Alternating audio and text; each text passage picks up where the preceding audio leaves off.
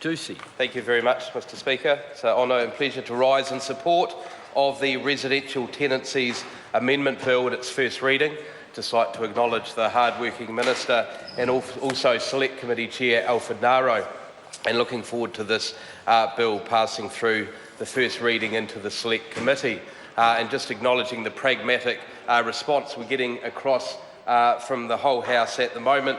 Mr Speaker, there's two key areas around here of minimum standards. One is around insulating these houses, and as we've heard from the opposition today, I think 19,000 houses in 7 years, when you look at this government's record of insulating over 300,000 houses and well on its way to insulating over 500,000.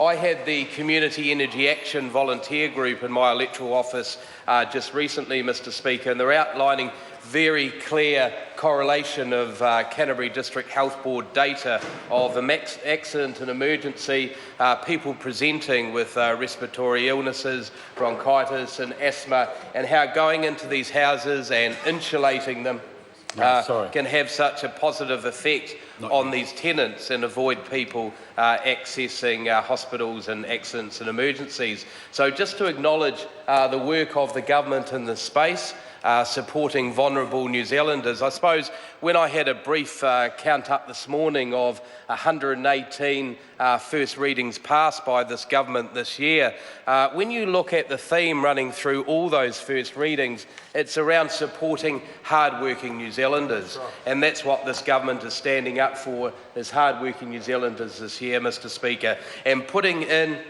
smoke alarms. I was at the Kaiapoi Volunteer Fire Brigade Service Awards in my electorate recently, Mr Speaker, and they raised this issue around putting fire alarms in rental accommodation. And these are guys who are volunteering. We've still got the alarm out in Rangiora where I live. When it goes off, they all drop what they're doing and head out to face a fire. So it's great that we're putting practices in place that will support them. We've got to realise that over 90% of fatalities are in rental accommodation.